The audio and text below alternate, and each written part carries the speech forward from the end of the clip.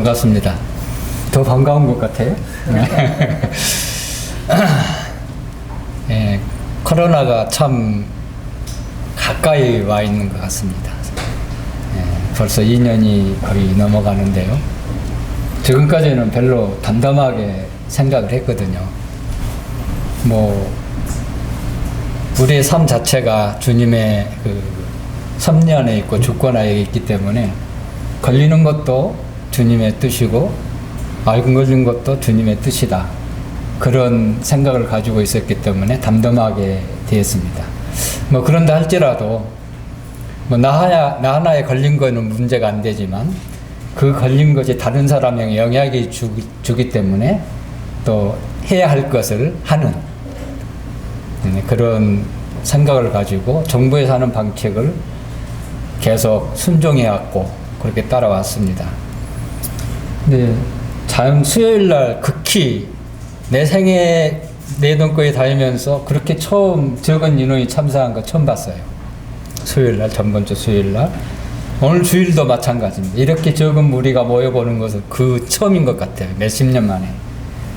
예, 아쉬움이 있죠. 그러나 다 나름대로 그 믿음의 분량이 있고 생각이 있기 때문에 그렇습니다. 그 말씀이 계속 묵상하고 그랬어야 되는데 이게 자치니까 다른 생각들이 막 마음속에 들어오는 거예요. 생각이.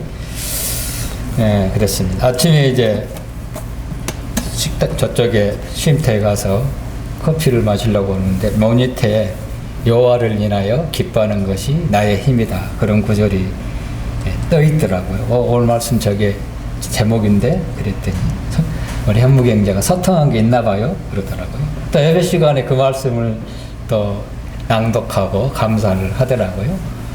또 오늘 또 찬송가도 그런 동일한 어떤 주제 속에 제목 속에 찬송가도 더해지는 것을 볼 수가 있습니다.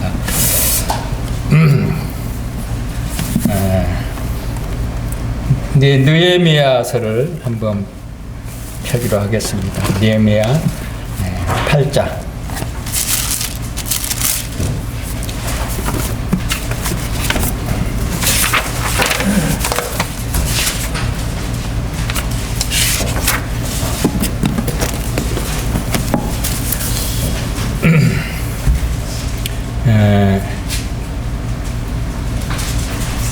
느헤미야 8장은 잘 아시는 대로 성경 말씀이 하나님의 말씀이 율법이 낭독하는 그런 부분입니다. 오늘 또 특별히 성경 구절을 많이 보겠습니다. 낭독하는 개념으로 보겠습니다. 그래서 8장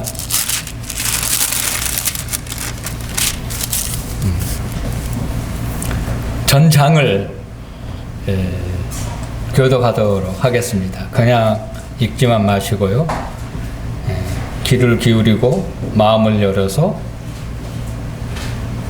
이때 당시 이스라엘 민족들이 에스라가 성경을 낭독했을 때 그들의 마음을 가지고 읽으면 좋을 것 같습니다. 그랬을 때 하나님의 말씀이 내 마음에 와닿게 되고 깨닫게 됩니다. 그냥 읽지만 마시고요. 그래서 형제님들 먼저 1절부터 교독하도록 하겠습니다. 시작. 이스라엘 자손이 자기들의 성읍에 거주하였더니 7째 달에 이르러 모든 백성이 일제히 수문 앞 광장에 모여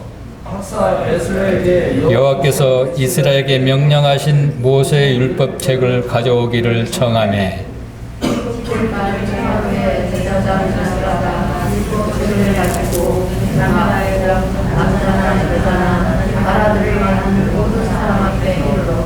수문 앞 광장에서 새벽부터 종업까지 남자나 여자나 알아들 만한 모든 사람 앞에서 읽음에 뭇 백성이 그 율법책에 귀를 기울였는데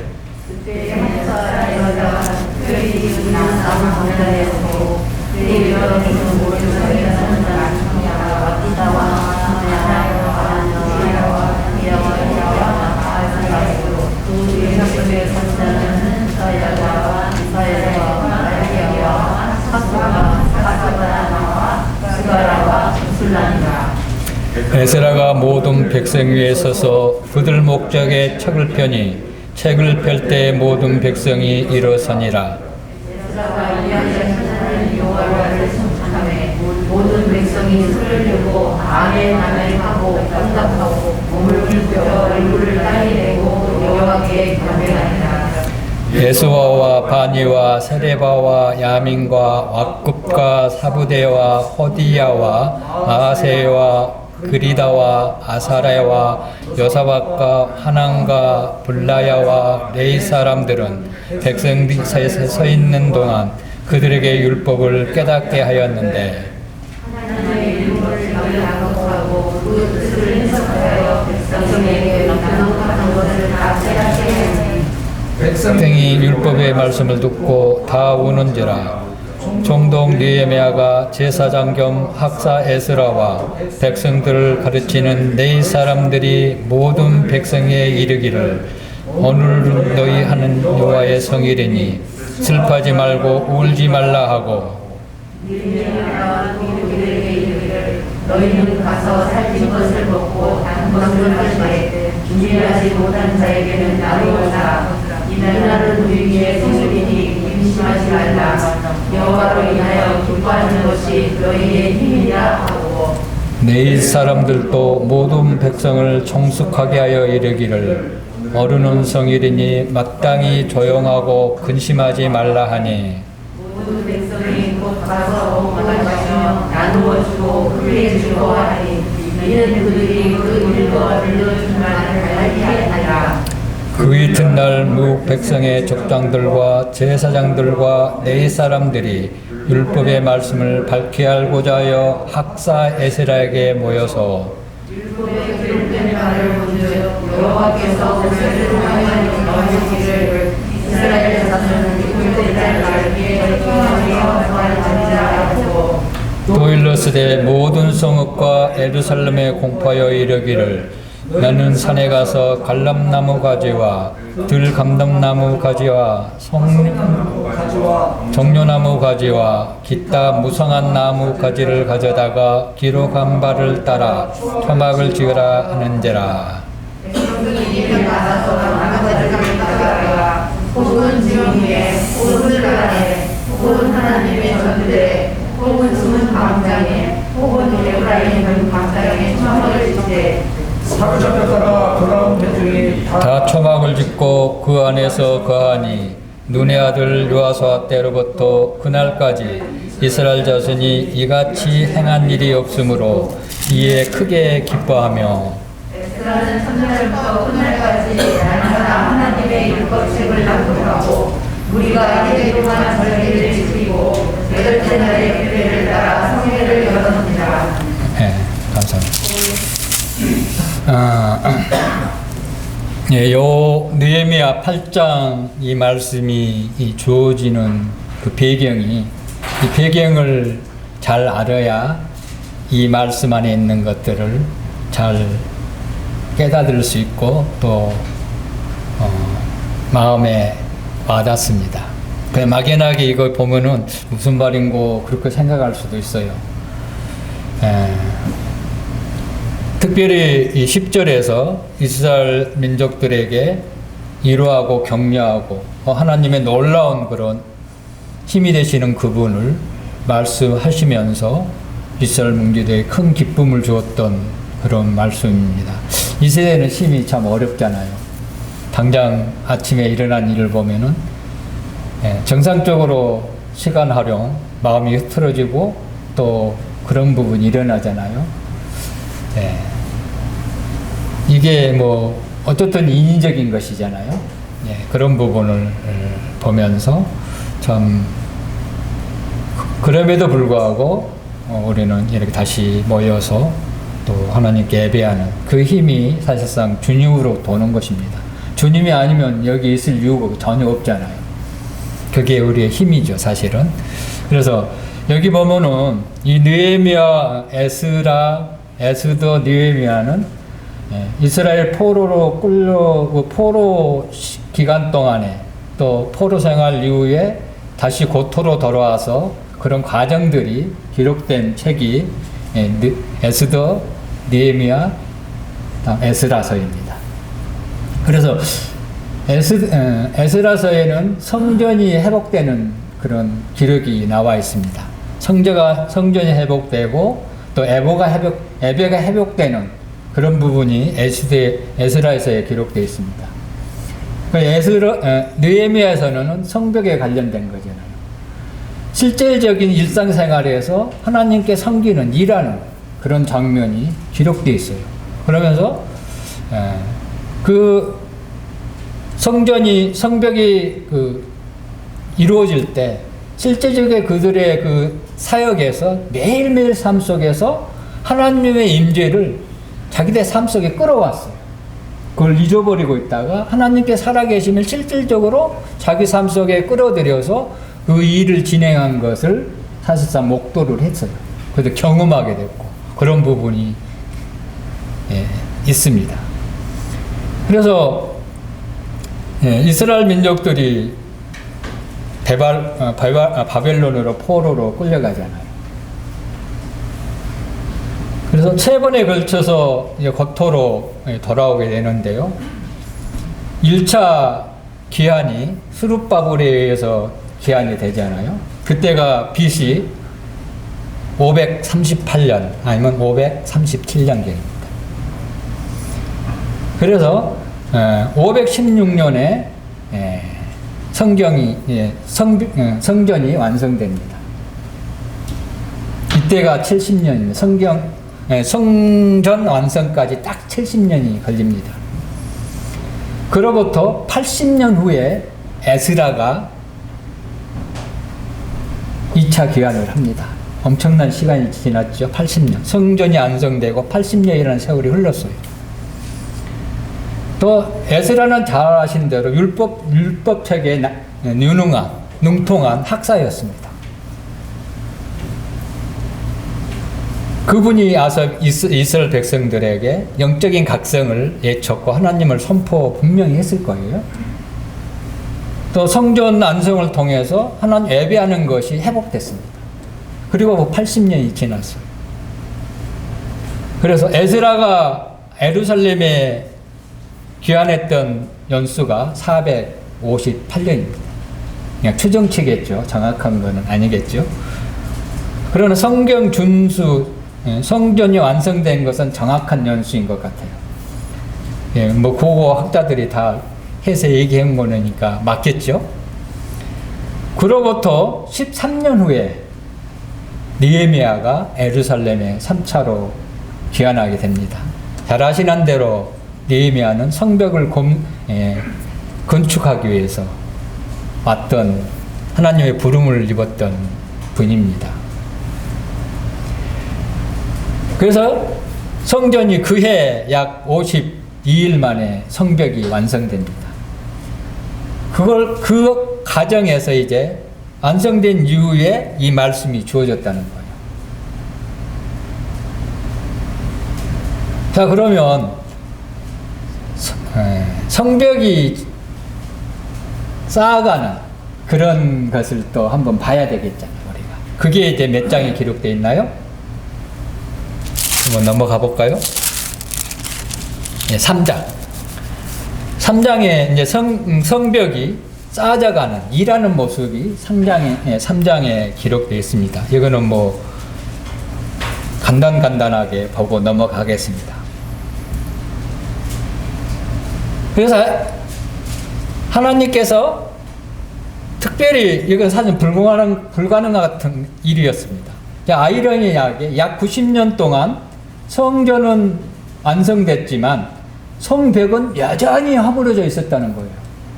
놀라운 일이죠. 참 이게 어려운 부분이에요. 우리는 예배 시간 예배 드리지만 실질적인 삶에서 이 성벽이 회복된다는 것은 결코 쉬운 일이 아니라는 거예요. 여기서 생각해 볼 수 있는 거는 예배하는 것과 예배는 얼마든지 교회 와서 드릴 수 있는 부분이지만 실제적으로 딱 벗어나서 일상생활에서 과연 하나님의 성벽이 안전히 쳐져 있고 모든 문들이 완벽하게 회복되어 있는가, 부서져 있지, 깨트려져 있지 않는가. 이거는 또 다른 문제잖아요. 이 부분을 또 특히 생각을 하셔야 돼요. 그걸 교훈하기 위해서 아마 이걸 기록하지 않았는가 그런 생각도 개인적으로 가져옵니다. 어쨌든 그렇습니다. 자, 그러고 보면은요, 이 성벽 공사를 하는데 어떤 사람들이 문을 고치고 성벽을 쌓았을까? 전문가들이 했을까요? 지금 뭐 보면은 돌 쌓는 사람들이 있어요. 축벽 쌓는 아주 하늘의 별 따르게 돼요. 그 사람들 구하는 것이. 그래서 엄청난 그런 인건비가 엄청나게 비싸대요. 그분들이. 어쨌든 예, 여기 보면은요, 첫째 남자가 있습니다. 남자들. 또 이제 여자들도 있었어요. 여기 보면 여자들이 있습니다. 이 12절이 그렇죠. 딸들이 12절에 보면은 딸들이 중사였고 여자들이 그 성벽을 쌓다는 흙을 나르고 돌을 나르서 허물어졌을 때 얼마나 어수선했겠어요. 그 일을 하고 있는 거예요, 여자들이. 보면 또 보면은요, 장인들, 특수한 그런 직업을 가지고 있는 사람들이 있어요. 거기에 보면은 9절에 보면은 금장새, 특수한 직업을 가지고 있었지만 돌 쌓는 것하고는 전혀 상관없는 사람이잖아요. 그 다음에 보면은 8절에 장사하는 사람들, 상인들도 있었어요. 향품 장사하는 사람이 있었잖아요. 다음에 한 지역을 다스리는 그런 방백들도 있었어요. 또 제사장들도 있어요. 또 평민들도 있었어요. 얼마나 다양한 사람들이 이 일에 동참했던 것을 볼 수가 있습니다. 이들이 함께하지 않았다면 성벽은 결코 완성될 수가 없었죠. 이들이 가지고 있던 목적은 하나 같았어요. 뭐였을까요? 성벽을 짓는 것, 다시 세우는 것, 부서진 문을 고쳐서 외부로부터 침략을 막고 또 안에서부터 그 문을 열고 할 수 있는 일을 하기 위해서 해놨다는 거예요. 또 성전 안에서만 있을 수 없잖아요. 성에서만. 왜냐하면 일상생활하기 위해서 문을 통해 나가서 또 농사도 지어야 되고 그런 일이 있기 때문에 그렇습니다. 그런 측면. 민족적으로, 정치적으로 봤을 때는요, 성벽을 쌓는다는 것은요, 독립을 얘기하는 거예요. 자기 독립을 얘기하는 거예요. 네, 어쨌든 그렇습니다. 그래서 성벽을 쌓는 것에 목적이 일치됐다는 거예요. 그들의 마음이. 이게 필요한 거예요. 주님의 일은요, 모든 성도들이 합심해야 된다고, 연합해야 된다고 늘 얘기하잖아요. 이게 필요한 거예요. 그래서 한 마음과 한 뜻으로 그 뜻을 품고 하나님의 일을 이루어 나가는 장면을 여기서 볼 수가 있습니다. 근데 특이한 것이요, 여기 보면은 또 10절에 보면은 자기 집과 마주 대한 곳을 중수하였고 그랬습니다. 또 28절에 보면요, 각각 자기 집과 마주 대한 부분을 중수하였고, 지극히 개개인이 일을 하고 있는 것을 볼 수 있어요. 이게 진리예요. 교회 안에 많은 지체들이 물론 교회적으로 어떤 일을 하지만 교회적으로 한다고 해서 일하지 않는 자에게 결코 하나님의 상은 보상되지 않는다는 거예요. 특히 개인적이에요.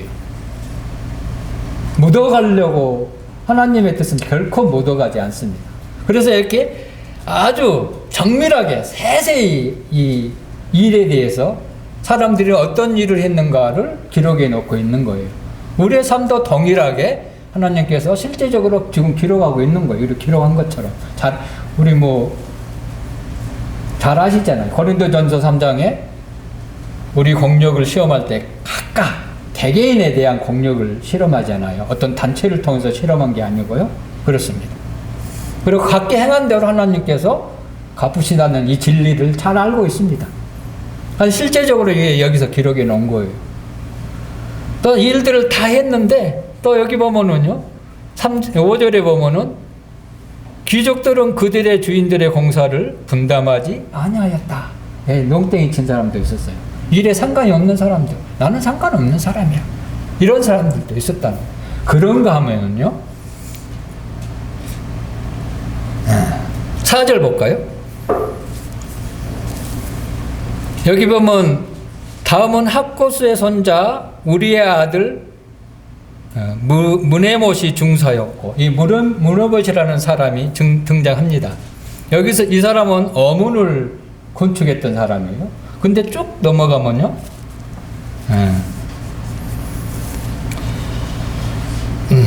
21절 보면은요, 그 다음에 학고스 손자 우리아의 아들 또 나오죠. 이 사람이 자기 분량보다 더 많은 것을 지금 하고 있어요. 이런 분도 있다는 거예요. 그렇죠? 추가적으로 더 일을 하고 있는, 이런 열심히 품는 분도 있다는 거예요. 우리 교회 안에서 그런 분이 있어요. 실제적으로 있어요. 이름은 얘기하지 않겠죠? 눈을 열어서 보면 있어요. 그런 분이 있어요.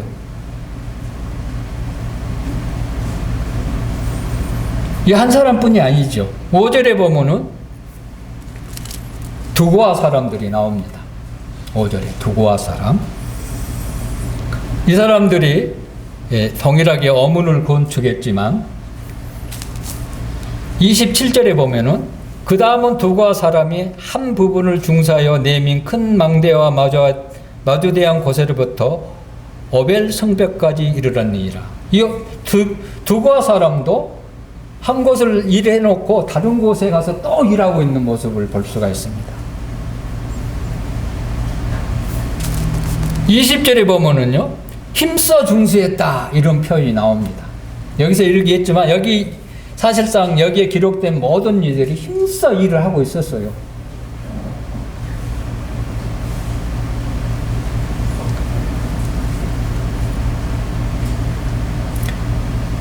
우리에게는 다양한, 구원받은 모든 성도들에게는 다양한 은사를 주셨습니다. 일할 수 있는 길을 주셨다는 거예요. 일하는 것이 한 부분이었다면 얼마나 억울해요. 그거 뭐 한 가지라면은 진짜 난리 나겠죠.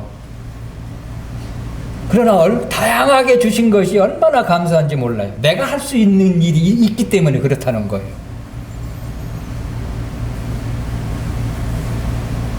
하지만 거기에 따른 책임은 반드시 하나님께서 주신다는 거예요. 거기에 이제 자기 집에 각각 자기 집과 마주대한 부분을 중사하였고, 이 말씀 속에 숨겨져 있습니다. 우리에게 주신 일들을 찾아서 해야 되는 거예요.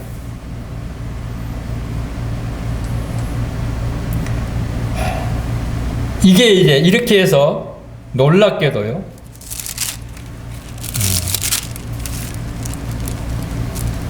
6장 15절에 보면은 성벽 역사가 52일 만에 끝났습니다.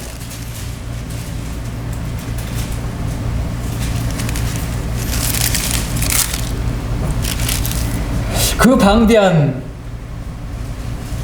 성벽이 52일 만에 끝났다는 거예요. 엄청나게 밤낮으로 일한 모습이 나옵니다. 근데 이게 순조롭게 진행됐느냐? 결코 그건 아니죠. 하나님의 일한 데에서는 반드시 대적자가 있습니다. 그렇죠? 잘 알고 있는 부분이잖아요. 그 부분만 또 먼저 잠깐 살펴보겠습니다. 4장에서 나오는데요, 특별히 산발랏이라는 인물이 등장을 하게 되고요. 그렇습니다.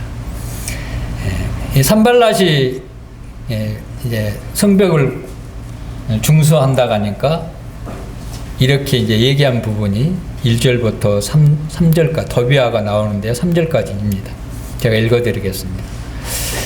산발랏이 우리가 성을 건축한 다음을 듣고 크게 분노하여 유다 사람들을 비웃으며 그랬습니다.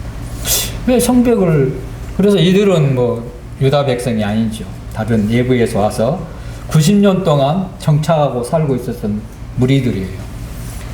자, 우리나라가 일제 침략을 받았습니다. 몇 년이죠? 36년 만에 그들이 했던 것이 언어를 바꾸려고 노력을 했잖아요. 아마 여기 이제 이때 거의 90년 가까이 있었기 때문에 민족성, 나라에 대한 그런 가치가 거의 허물어져 있는 상태였어요. 이들이 주도권을 잡고 있었다는 거죠, 사실은. 그 모든 것들을 크게 분내하고 비웃었다 그랬습니다. 그리고 주님이 왔을 때 사람들이 괜히 하나님 믿는다 은근히 그 조롱하고 그러잖아. 비웃고 그냥 콧수좀 치고 그러잖아요. 그런 것처럼 그들이 했다는 거예요. 그들이 이제 사마리아 군대 앞에서 이제 얘기를 합니다. 미약한, 유다 백성들은 미약하다.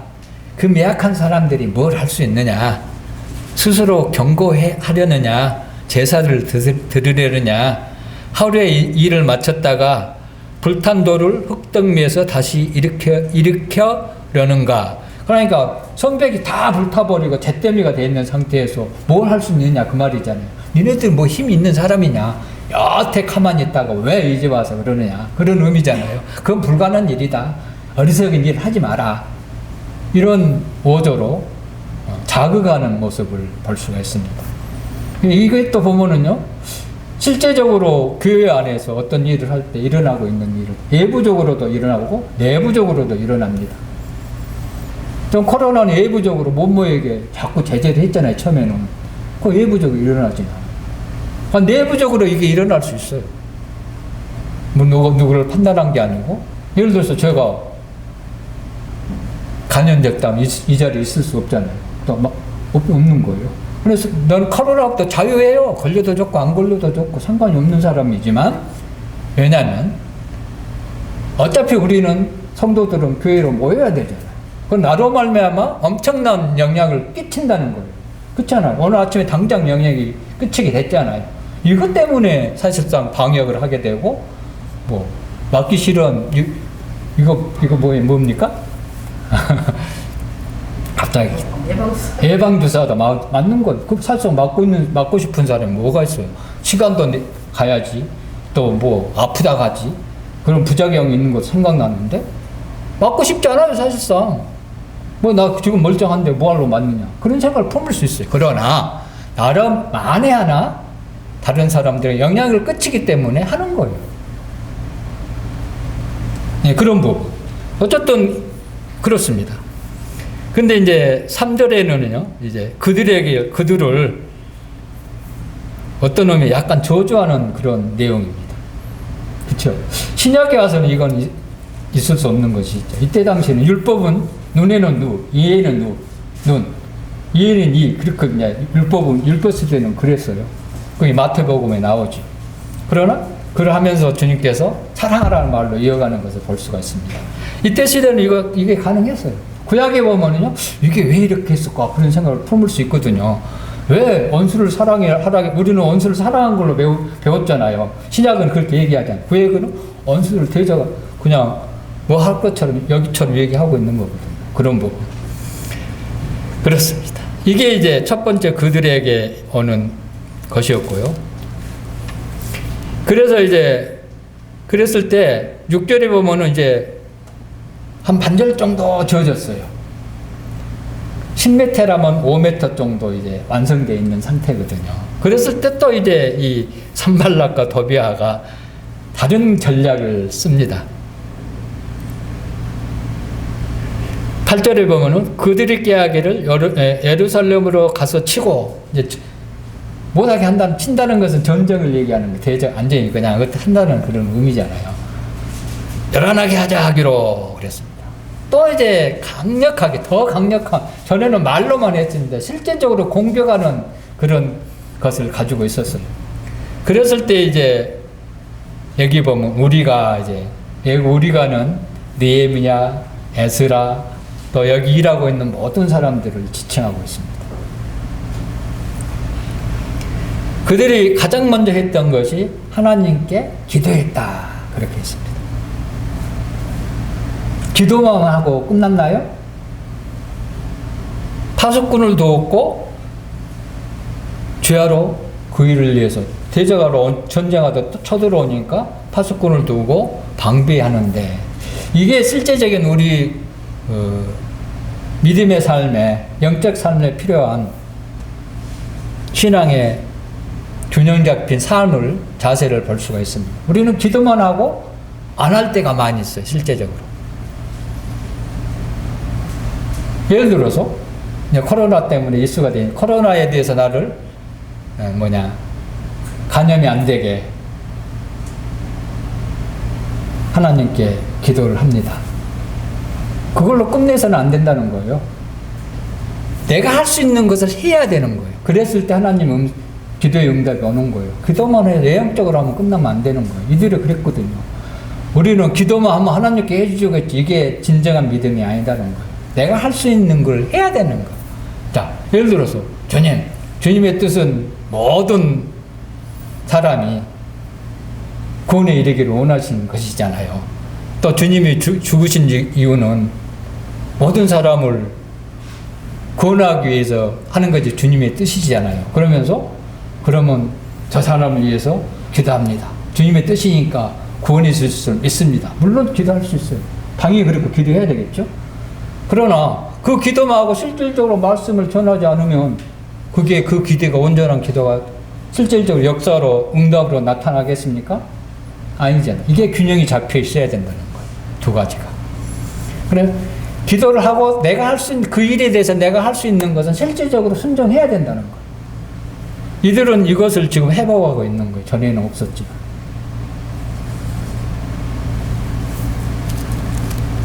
그 다음에 보면은 10절에 보면은요. 유다 사람들은 이르기를 흙무더기가 아직도 많거늘 짐을 나르는 자의 힘이 다 빠졌으니 우리가 성을 건축하지 못하리라 하고 야 너무 일이 많으니까 힘들고 지쳐 있었어요. 좌절한 거예요. 이거 언제 이거 다 해. 진짜 못하겠다. 지칠 대로 지쳐갖고 이게 내부적인 일이에요. 우리도 그럴 때 많잖아요.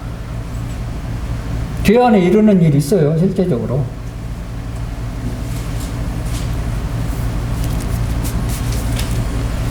네. 그러니까 주님의 일을 했을 때는 외부적으로만 오는 게 아니다. 내부적으로도 얼마든지 있어요.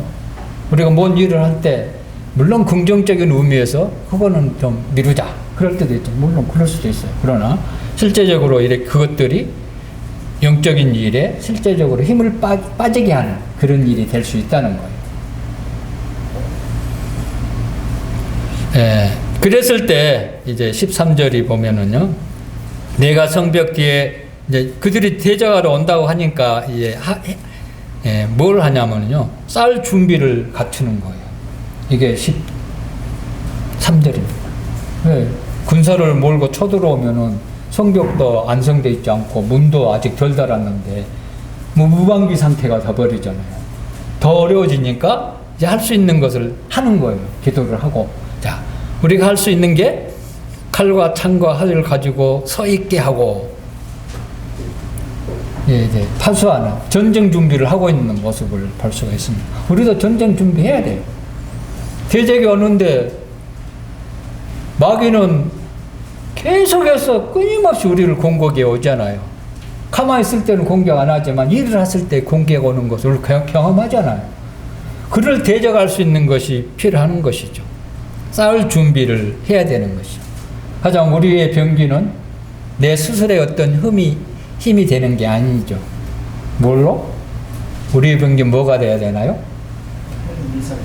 핵미사일 맞습니다. 빵 차면은 또 방어 체계가 있어야 되겠죠. 공격에 가면 방어할 수 있는 것이 필요하잖아요. 패트렛 뭐라 하죠 이것보다? 무슨 방어 체계 요즘 많이 나오더라고요. 그렇습니다. 이게 이제 사람이 하는 방법이 일반적인 삶에서 이게 필요한 거예요. 그러나 영적인 삶에서는 그 힘이요 어디로부터 옵니까? 반드시 하나님으로부터 와야 된다는 거예요. 이걸 아니면 영적인 삶이 이길 수가 없어요. 예, 그렇습니다. 그래, 그것이 이제 14절인데요. 내가 들어보내 일어나서 귀족들과 민jal과 남은 백성에게 말하기를 너희는 그들을 두려워하지 말고 뭐라고 그랬어요? 지극히 크시고 두려우신 누구를 기억하라고요? 주님을 기억하면 되는 거예요. 그러니까 그들이 오면은 두려워요. 이때 총독이 느헤미야였잖아요. 그 지역을 나른 느헤미야였지만 총독의 군사가 몇 명이 있었는지 모르겠어요. 그러나 그 감당할 만한 힘이 사실상 없어서 두려웠다는 거예요. 그러나 그들이 가지고 있는 것들을 두려워하지 말고 주님을 기억하라. 이것을 얘기합니다. 아마 이거 기억하라 했을 때 과거의 어떤 것들을 기억할 수 있었겠죠. 과거에 자기 민족 출애굽하는 부분, 또 가나안을 정복했던 거, 수많은 것들을 기억했을 거예요. 거기에 하나님은 얼마나 크신 분이고 두려우신 분인 것을 경험하게 되는 거예요. 이 두려움은 대적을 두려운 두려움과 또 다른 두려움이잖아요. 이게 필요한 것이죠. 그분이 얼마나 힘 있고 능력 있고 그런 분인가를 기억하는 것은 굉장히 중요한 것입니다.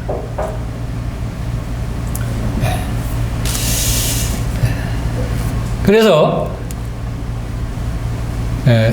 싸울 것을 얘기하면서 17절에 보면은 그렇습니다.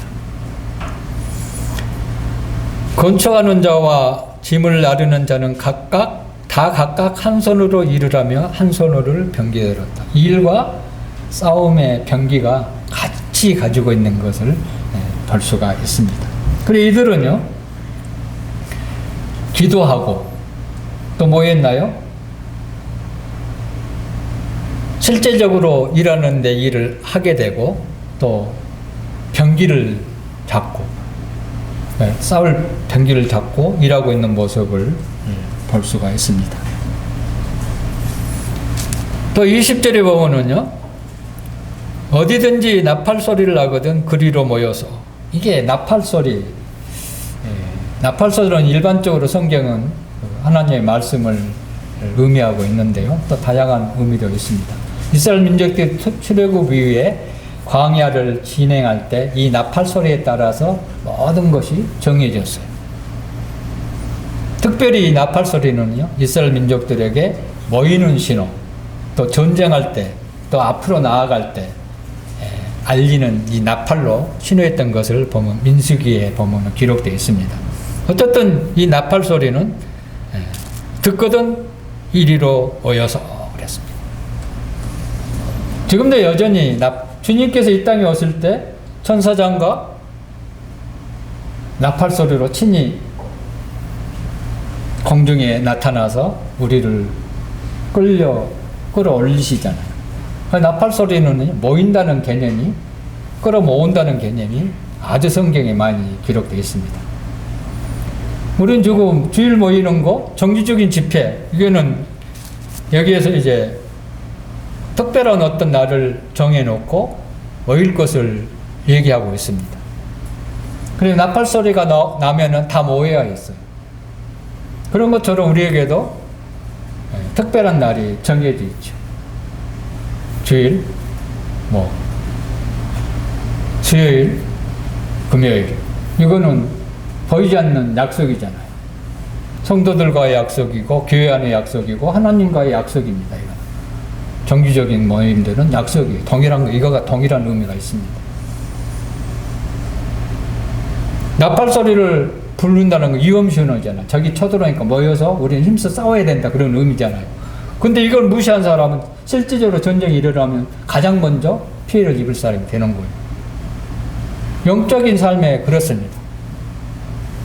실제적으로 주님께서 교회를 통해서 지금 역사하시잖아요. 교회를 통해서 말씀하시고, 교회를 통해서 일해 가시고 그러시잖아요. 그렇습니다. 자, 그래서 모든 일들이 하나님께서 지금 성취해 가는 것을 볼 수가 있는데요. 이걸 통해서 보면은요, 하나님의 일을 할 때요, 하나님을 일할 때 무슨 일을 하는지 모르는 사람이 있어요. 교회 안에서 보면요, 교회에서 오늘 무슨 일을 하지? 그것조차 모르고 있는 사람도 있어요. 실제적으로 있어요, 보면은요. 그 다음에 그거 일을 알고 있지만 별로 관심을 가지 않고 등한히 여기는 사람들. 일을 하는 것 같다 그러고 편하지 않는 사람. 이건 잘 기억해야 돼요. 반면에 열심히 일하는 분이 있어요. 또 열심히 하면서 갑절을 일하는 사람. 조금 전에 봤잖아요. 그런 사람. 또 느헤미야처럼 일을 만드는 사람이 있어요. 일을 하게끔 만드는 사람이 있었잖아요. 느헤미야가 안 왔으면 성벽을 건축했을까요? 안 했어요. 물론 하나님에 의해서 주어진 거죠. 동일하죠. 지금도 교회 안에서도 있습니다. 이거 하나님이 다 알고 계셔요. 이거 기록해놨잖아요. 지금 성경에. 성도들의 개개인의 일상을 다 기록해놨어요. 성벽을 건축할 때요. 아마 이스라엘 민족 많은 사람들이 있었겠죠. 그러나 사실상 동원된 사람들이 극히 일부분이었다는 거예요. 특히 이제 제사장 가문들은 거의 많이 참석한 것 같아요. 보면은 제사장들이 자주 등장한 것을 보면은요. 제사장 가문들, 레위지파들이 그런 걸 볼 수가 있습니다. 야, 그렇습니다. 이런 처지에서 하나님의 그런 대적에도 불구하고 그 일이 얼마나 힘들었고 이제 그 일 그만하자 그런 좌절 같은 순간까지 왔음에도 하나님께서 그 전쟁의 위험과 대적으로부터 그 일을 위해서 극히 짧은 시간에 완성됩니다.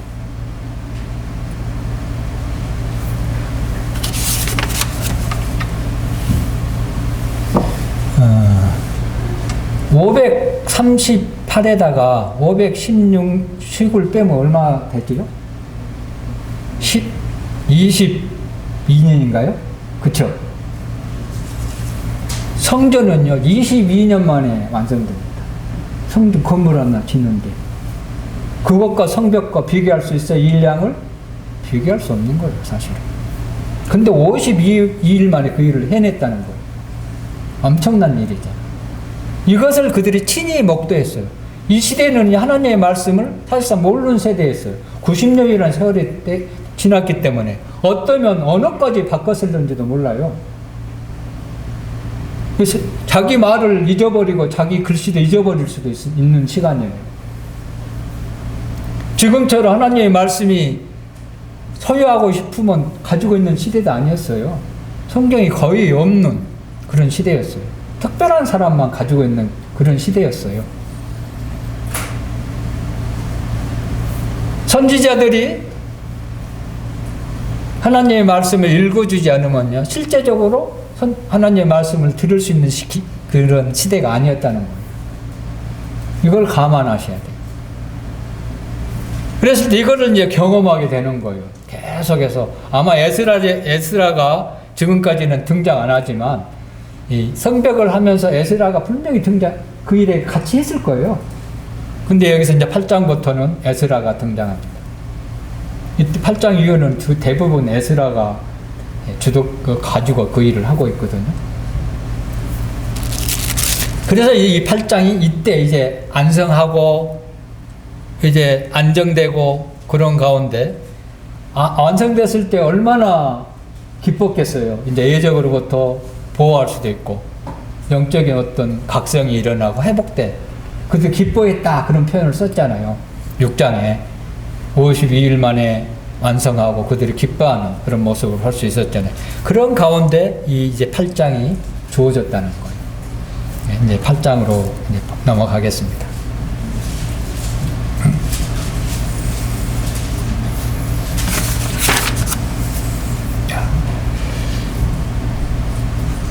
이들에게는 큰 소원을 가지고 있습니다.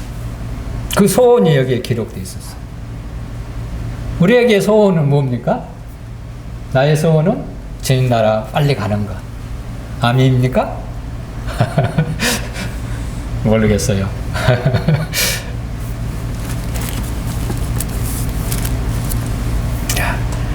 1절에 보니까 그들의 소원에 보니까 일곱째 달에 일제히 수문 앞 광장에 모였다 이랬습니다. 모이는 게 필요한 거예요. 가장 먼저 했던 게 모였어요. 전체 수문안 값. 수문은 혹시 기억하십니까? 어떤 영적인 의미가 있는지? 전전전전 달에 이 문에 대해서 잠깐 언급했는데요. 예, 수는 물 숫자, 물이잖아요. 물은 뭘 성경에 일반적으로 의미하고 있죠? 물. 하나님 말씀이잖아요. 물은 일반적으로 봤을 때, 물론 다른 부분도 있지만, 보편적으로 물은 하나님의 말씀을 상징합니다. 우리가 거룩해지는 것은 물로 씻음을 받고, 그렇습니다. 또 주님께서 물을 가다가 제자들 발을 씻기셨잖아요. 이 물은 하나님의 말씀을 상징하고 있습니다. 하나님 말씀 앞에, 수문 앞에 모였다는 것은 하나님 말씀 앞에 다 모였다는 그런 의미가 있는 거예요. 오늘 하나님 앞에 우리 다 모였잖아요. 일제히 모였어요. 주님의 이름으로 모인 곳에 주님은 함께 하신다고 말씀해 주셨습니다. 예, 각각 개인에게 함께 하는 것 맞습니다.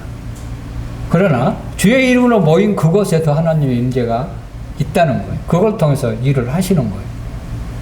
함께 한다는 것은요, 모든 것을 하나님께서 공급하신다, 그런 의미가 있어요. 단순히 함께 한다는 그런 의미가 아니고요.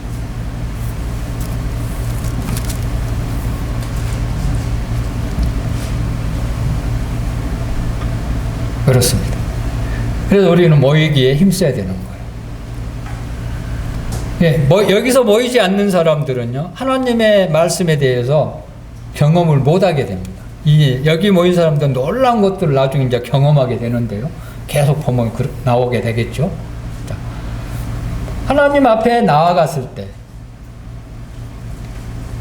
우리가 교회 나오는 것은요, 하나님 앞에 나오는 것이에요. 그쵸? 그냥 교회 오는 겁니까? 시간 됐으니까, 일요일이니까. 그냥 나오는 건 아니잖아요.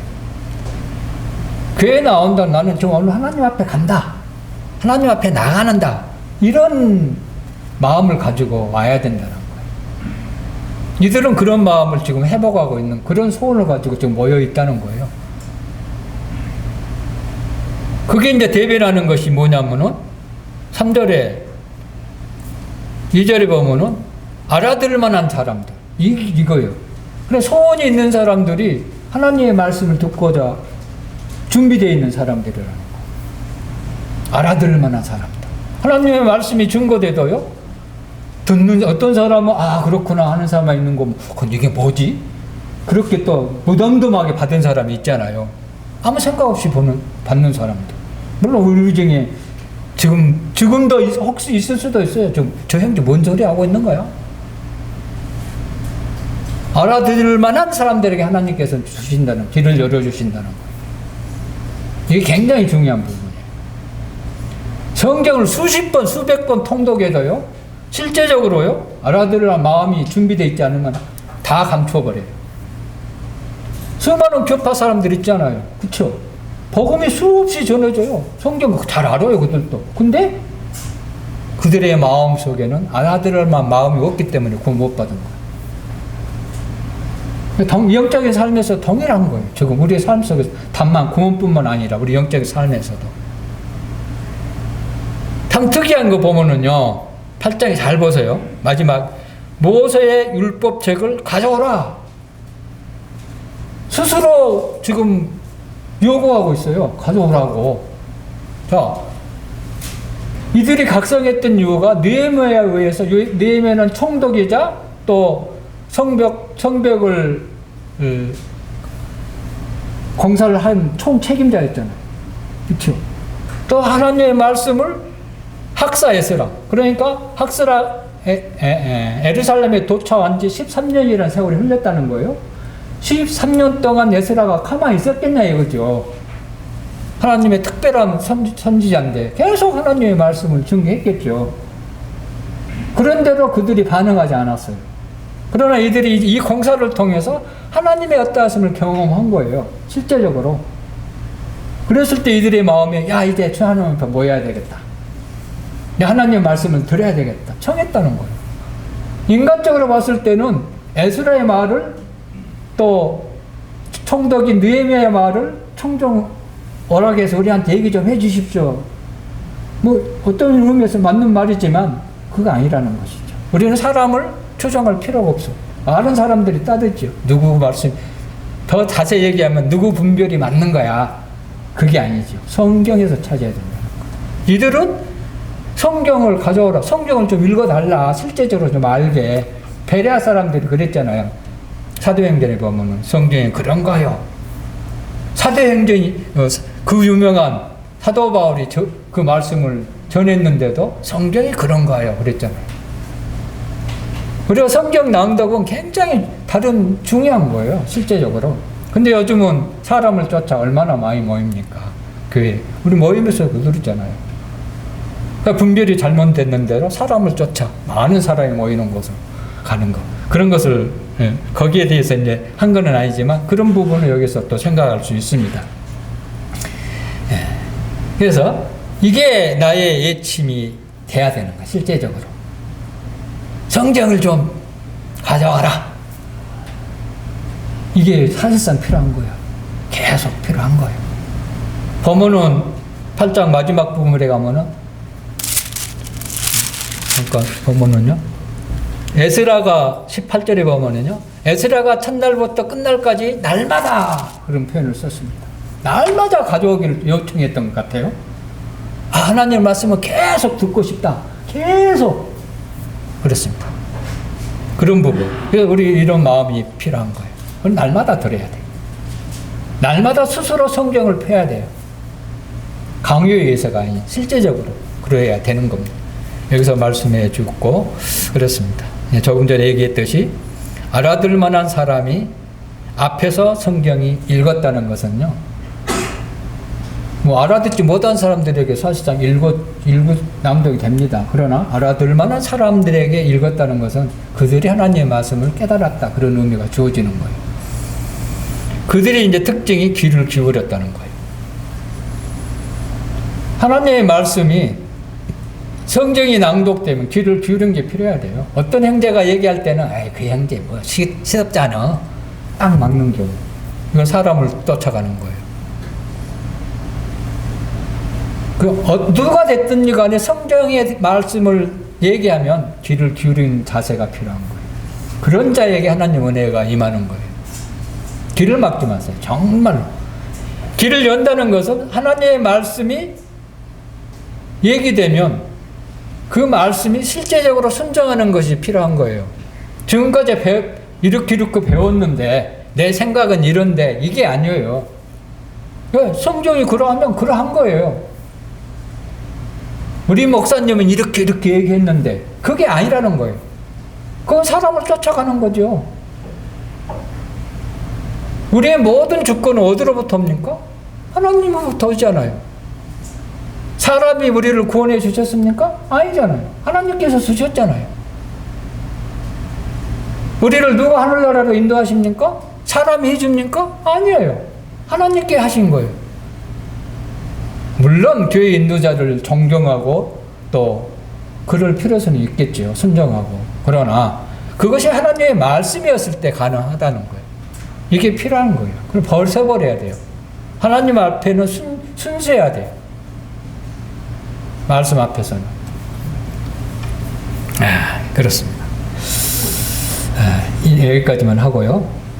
그 다음에 우리는 마음에 늘 준비해야 됩니다. 5절에 보니까 성경이 펴져 있습니다. 지금 우리는 하나님의 말씀을 다 펴고 있잖아요. 지금 어떤 부분을 보고 있나요? 5절을 보고 있습니다. 에스라가 모든 백성 위에 서서 그들 목전에 책을 펴니. 자, 어떤 의미에서 제가 지금 성경을 펴서 지금 보여주고 있는 의미잖아요. 근데 중요한 것은요. 모든 백성이 일어났다 하는 것은요. 무엇을 의미한가요? 하나님의 말씀을 순종하고자 하는 마음이 있었고 경외하는 마음이 있었어요. 말씀을 경외하지 않으면요. 하나님 말씀 앞에 일어설 수가 없어요. 한낱 소설적으로 생각하면 그 말씀이 뭐 마음에 깊이 생각하고 보겠어요? 아니죠. 하나님의 말씀을 볼 때는 경외하는 마음을 첫째 가져야 돼요. 이건 하나님의 말씀이에요. 근데 알면서도 못하는 것은 그것을 바꿔야 되는 거예요. 예를 들어 주일 학생이 성경을 펴서 읽으면요, 귀 기울일 사람 한번 손 들어봤어요. 저는 아마 못해요, 지금. 그래도 해야 돼요, 사실은. 이게 정상적인 거예요. 이게 하나님의 말씀을 경외하는 거예요. 그랬을 때, 딱 폈을 때, 그들이 일어난 걸 보고 에스라가 이제 담대하게 얘기합니다. 위대하신 하나님 여호와를 성축하며, 에스라가 먼저 하나님의 놀라운 그런 역사를 막 이제 선포하고 있는 부분이잖아요. 그 하나님이 어떠한 분인가, 이 성축한다는 하나님의 어떠한 분을 얘기하는 것이잖아요. 그랬을 때 하매 이걸 듣는 모든 백성이 손을 들었다. 나 항복을 선언한, 하나님 말씀 앞에 항복한 거예요. 다른 건 자기 생각, 자기 뭐 이념, 자기의 가치관, 그 모든 것을 버렸다는 거예요. 자기 알고 있는 지식 다 버린 거예요. 그 다음에 뭘 했나요? 아멘, 아멘. 아멘은 뭡니까? 기도예요. 아멘, 아멘 한다는, 기도를 한다는 거예요. 하나님 앞에 이제 엎드려 기도하는 모습, 기도하고 있는 모습을 볼 수가 있습니다. 그 다음에 몸을 굽혀 땅에 대고 여호와께 경배했다. 그렇게 얘기해서 기록해 놓습니다.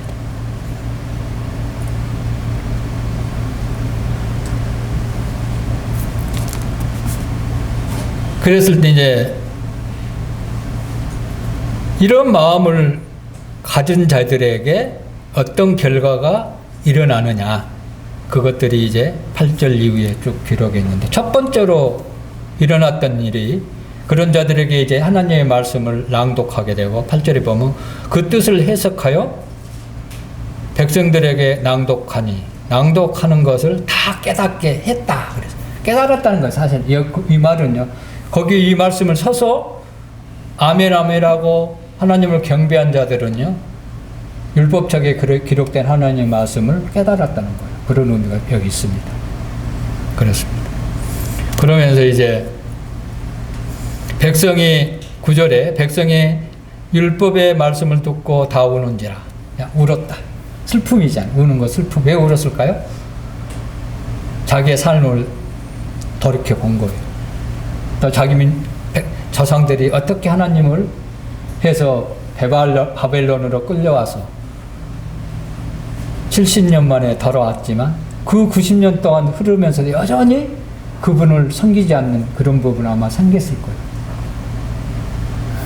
네, 그렇습니다. 시간이 다 돼가 버리네요.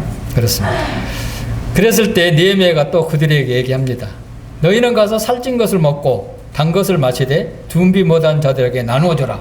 이거는 순종할 것을 얘기하고 있어요. 이렇게 하라고 지금 말씀하고 있어요. 그러면서 이날은 주의 성일이니, 그 전에 보면은 슬퍼하지 말라고 나왔죠. 예. 여호와의 절기가 많이 있습니다. 근데 대부분 모든 절기들이요, 기쁨과 축제의 절기예요. 유일하게 한 가지 슬픈 그런 절기가 있는데 속죄일이에요. 우리가 주님의 나를 위해서 구원하신 부분을 보면은 마음이 아프고 막 슬퍼하는 마음이 생기죠. 주님의 그 아픔을 생각할 때 눈물이 나오잖아요. 그러나 다른 절기들은요, 다 기쁨의 절기, 축제의 절기 대부분이. 특별히 여기 초막절은 그렇습니다. 나중에 이제 초막절이 나오죠. 그렇습니다.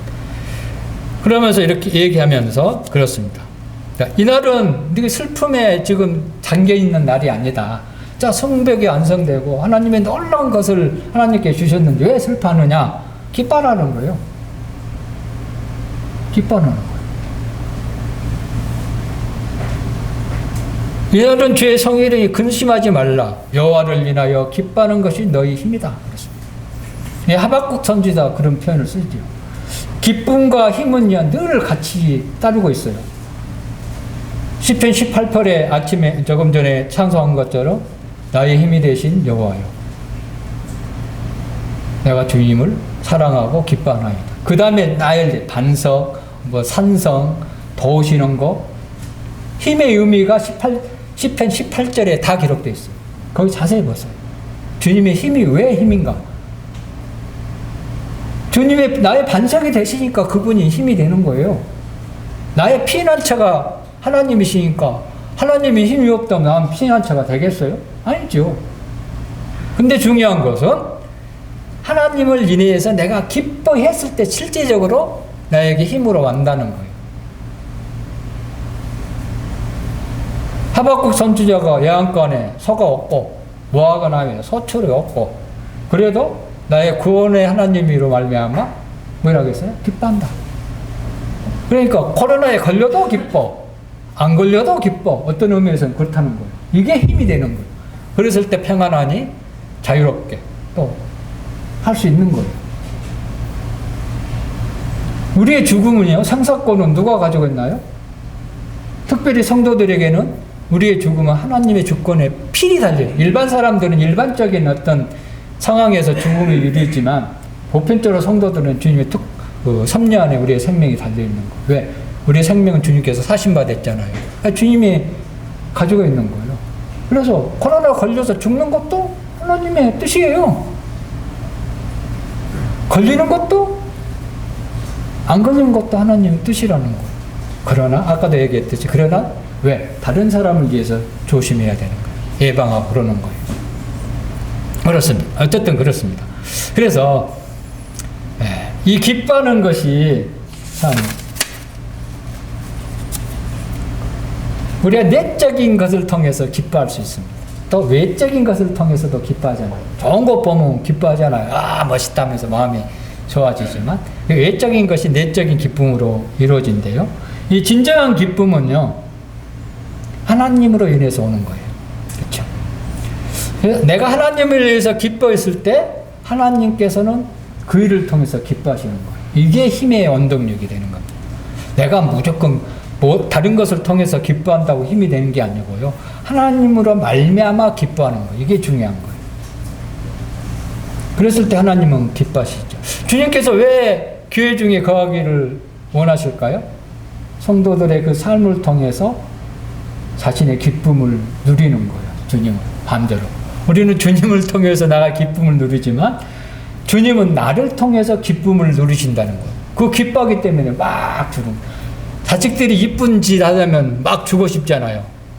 기쁘잖아요. 근데 조금 그릇되고 잘못되면은 화도 나고 막 그럴 때 있잖아요. 그러면 마음에 기쁨이 없으니까 자식들이 잘못되면 기쁨이 상실한 것처럼 똑같아요. 주님도. 예쁜 자식 딱 하나 더 준다고. 미운 자식 딱 하나 더 준다고 그랬나요? 아닌가 뭐예요? 옛날 말이? 장학하니? 나를 기쁘게 하는 애들에게 아무래도 더 잘해줘요. 그렇습니다. 이게 원리예요. 그래, 주님을 위해서 기뻐했을 때 주님은 나에게 기뻐하고 그분의 힘을 실제적으로 주신다는 거예요. 그 힘이 그냥 우리에게 주어지는 게 아니에요. 주님은 나의 힘이야! 그래 놓고 마음대로 살면서 나한테 왜 근데 힘이 없지? 맞는 거죠. 주님이 기뻐해야 나에게 힘이 되는 거예요. 나의 기쁨만으로는 안 된다는 거예요. 그래서 나의 기쁨이 주님으로 인해서 와야 된다는 거예요. 그게 모아가 나무에 내가 건강하든 건강하지 않든 가난하든 부자든 내가 좋은 직장에 다니든 안 다니든 집에서 놀고 있든 일을 하든 상관없는 거예요. 이게 진정한 기쁨이 주어지는 거예요. 기쁨은 거저 오는 게 아니잖아요. 그러나 세상 사람들이 이거를 모르죠. 주님이 어떤 분인지 모르기 때문에. 주님의 사랑이 어떤 사랑인지 모르기 때문에 그렇습니다. 이런 부분이죠. 그랬을 때 이제 이거는 기뻐할 수 있는 이유가 충분히 있잖아요. 이들에게. 왜? 성벽 그걸 통해서 하나님을 봤으니까. 그분이 어떤 분이신 걸 경험했잖아요. 사실상 이 도비야하고 산발랏이 이때 당시를 장악하고 있었어요. 이게 암몬 사람들이잖아요. 모압 사람, 암몬 사람들이었잖아요. 이 니에미아가 오지 않았을 때는 전혀 힘쓰지 못한 그런 상황이 있었어요. 아무런 주권이 없었잖아요. 왜? 포로로 끌려갔기 때문에. 주권을 모든 줬기 때문에. 그렇습니다. 그런 부분, 그런 가운데 이걸 경험했기 때문에 그 기쁨은 이루 말할 수가 없었죠. 이제 보면은요. 11절에 내 사람, 5장 18장 내 사람들도 모든 백성을 정숙하게 이르기를 오늘은 성일이니 마땅히 조용하고 근심하지 말라 그랬습니다. 그러면서 모든 백성이 곧 가서 첫째, 먹고 마시며. 먹고 마시는 것이 뭡니까? 즐거움이잖아요. 희락이잖아요. 먹는 기쁨은 뭐 바꿀 수 없죠. 요즘은 뭐 먹방이 유행하는 시대잖아요.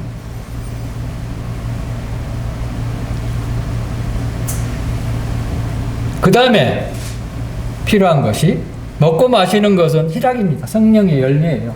영적인 것을 먹고 마실 때 진정한 기쁨이 오는 거예요. 그 다음에 중요한 게 나눠주고 그랬습니다. 이건 백성이 실제적으로 좀 순종하고 있는 부분이거든요. 10절에는 그렇게 하라고 얘기했잖아요. 근데 12절에는 이걸 실제적으로 순종하고 있어요. 먹고 마시고.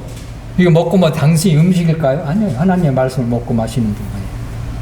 주님은 우리의 생명수가 되시잖아요. 샘물이 되셔가지고 끊임없이 막 영수증는 샘물처럼 솟아 그런 부분이잖아요. 그걸 먹고 마셨어요. 그 다음에 뭡니까? 나눠주고 사랑을 실제적으로 하고 있는 부분, 사랑을 나타내는 부분. 나만 먹고 만족한 게 아니라 그것을 내 잔이 넘치나이다. 동일한 그런 표현이에요.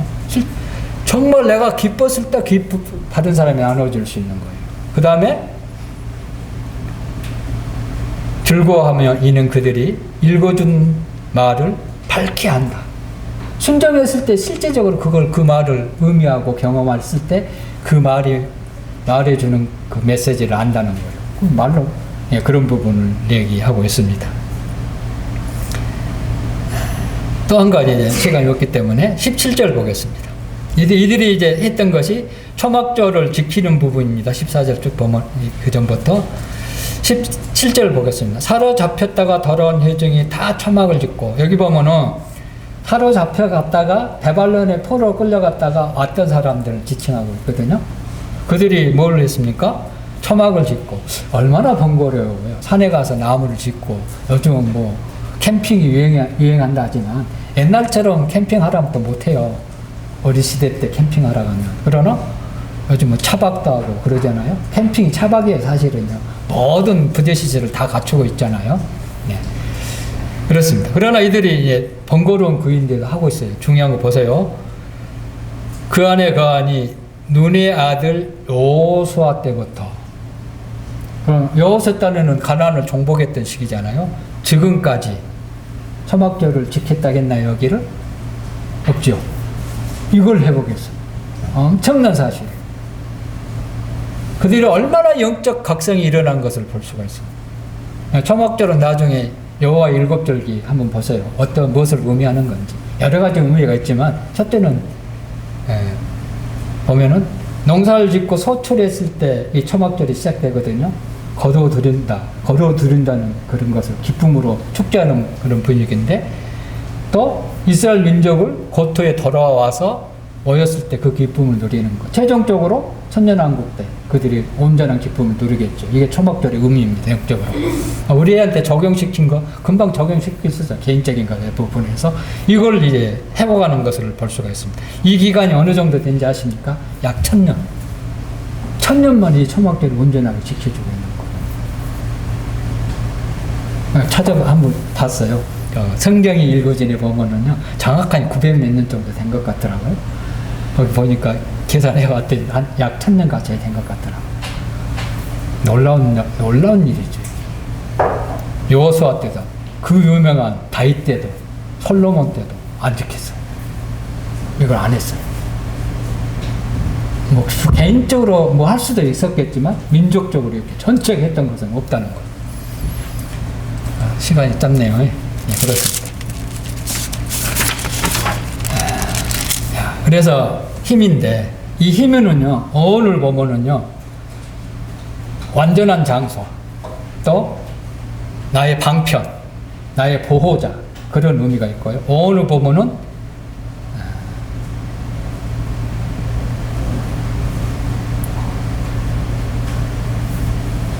힘, 그런 의미가, 조금 전에 얘기 안전한 장소, 나의 방품, 보호자라는 그런 의미에서 이 힘이라는 단어가 여기서 사용되고 있습니다.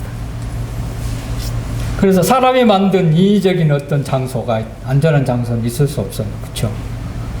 그러나 우리에게 하나님만이 안전한 장소가 되고 안전한 피난처가 된다는 겁니다. 우리가 슬픔 가운데 있을 수 있어요. 그러나 하나님을 기뻐하는 것. 이들이 슬픔 가운데 있지 말고 기뻐하라고 느헤미야가 얘기하잖아요. 우리는 슬픔 가운데 있을 사람이 아니에요. 늘 기쁨 가운데 있어야 돼요. 제가 얘기했죠. 석제일은 슬픔의 날이다. 그러나 나머지 절기는 다 기쁨의 날이에요. 대부분 그렇습니다. 물론 나름대로 뭐 슬픈 부분도 있어요. 주님의 생각하면 슬프지만 또 나를 구원해 주시고 기쁨도 되지 않아요. 그러나 보편적으로 그렇다는 겁니다. 그래서 우리는 슬픔 가운데 있을 필요가 없어요. 내가 뭐 아프다 해도 물론 슬플 수 있겠죠. 금방 슬플 이유가 없는 거예요. 그래서 하나님을 기뻐하는 것이 우리를 삶을 지탱하는 힘이 되어야 된다는 거예요. 여기서 이제 이스라엘 민족들에게 그런 과정을 통해서 이루어가고 있는 부분이 이 부분입니다. 우리에게 힘이 필요하잖아요. 사람이 왜 죽습니까? 힘이 지나여서 죽습니다. 쇠퇴해서 죽습니다. 일반적인 죽음이잖아요. 그런 힘은 우리 삶 전체를 얘기하는 거예요. 그냥 우리가 숨 쉬는 거 힘이 있어야 숨 쉬어요. 말하는 거 힘이 있어야 숨 쉬어요. 영적인 삶을 뭐 얘기할 것도 없죠. 이런 부분을 힘이라는 것이 단순히 그런 의미가 있는 게 아니고요. 우리 삶 전반적인 모든 부분에 하나님께서 힘이 되신다는 거예요. 그 힘이 근데 그냥 주어진 게 아니고 주님을 위해서 기뻐한다는 것은 그분의 삶을 순종하는 것이잖아요. 이들이 순종했던 것처럼 하나님의 말씀 내게 주어졌을 때 순종했을 때 그 순종이 실제적으로 기쁨으로 우리에게 주어지는 것인 것을 여기서 우리에게 말씀해 주고 있습니다. 네, 우리의 큰 힘과 위로가 되시기 바랍니다. 이상입니다.